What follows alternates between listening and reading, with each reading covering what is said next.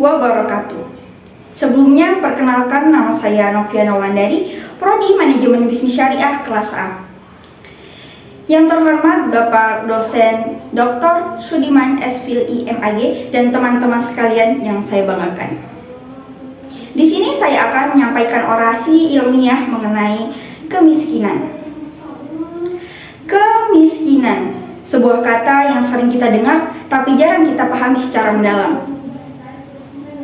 Seringkali kita melihatnya hanya sebagai angka-angka statistik yang dilaporkan oleh BPS setiap tahun. Padahal di balik angka itu ada jutaan wajah. Wajah-wajah yang menanggung lapar, yang menahan harapan, dan yang berjuang dalam senyap. Apakah kemiskinan itu takdir? Tidak. Kemiskinan adalah fenomena sosial yang dapat dijelaskan, dianalisis, dan yang paling penting diatasi. Apa itu kemiskinan?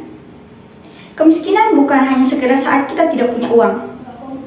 Ia adalah kurangnya akses terhadap pendidikan, kesehatan, pekerjaan yang layak, dan kesempatan untuk berkembang. Kemiskinan adalah ketika seorang anak harus putus sekolah karena membantu orang tuanya mencari nafkah. Ketika seorang ibu melahirkan tanpa bantuan medis karena biaya yang terlalu mahal. Ketika seorang pemuda berbakat tak bisa kuliah karena keadaan ekonomi. Kemiskinan tidak terjadi begitu saja. Ia disebabkan oleh 3 faktor. Yang pertama, faktor struktural, seperti ketimpangan distribusi kekayaan dan kebijakan ekonomi yang tidak berpihak pada rakyat kecil. Yang kedua, faktor kultural, seperti pola pikir pasar dan kurangnya motivasi karena lingkungan yang mematahkan semangat. Dan yang ketiga, faktor historis, seperti warisan kolonialisme dan pembangunan yang tidak merata antar wilayah.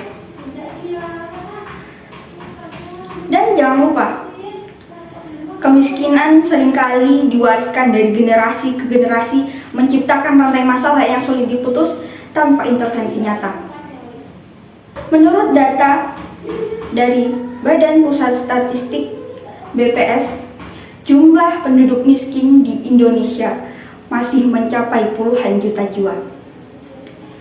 Di desa-desa, kemiskinan tampak kasat mata.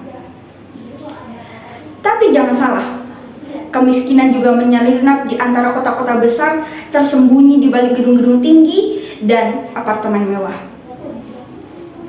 Ini adalah tantangan nyata bagi kita semua, terutama dalam dunia pengetahuan dan pendidikan. Sebagai insan yang terdidik, kita tidak boleh hanya menjadi pengamat. Ilmu pengetahuan harus menjadi alat perubahan. Kita sebagai mahasiswa bisa berkontribusi dengan yang pertama, meneliti solusi inovatif yang meningkatkan ekonomi masyarakat desa. Yang kedua, mengembangkan teknologi yang memberdayakan, bukan yang meminggirkan. Dan yang ketiga, mendorong kebijakan publik yang berpihak pada rakyat kecil. Generasi muda harus menjadi pelopor perubahan, bukan penonton pasif. Karena setiap ide kecil yang kita sumbangkan bisa jadi adalah awal dari perubahan yang besar. Hadirin yang saya hormati, kemiskinan bukan takdir. Ia adalah tantangan sosial yang membutuhkan jawaban ilmiah. Ia adalah masalah yang menanti solusi dari orang-orang seperti kita yang berpikir, peduli, dan bertindak.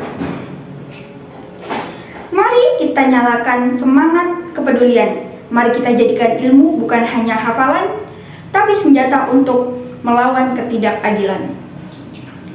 Karena di balik setiap kemiskinan ada manusia.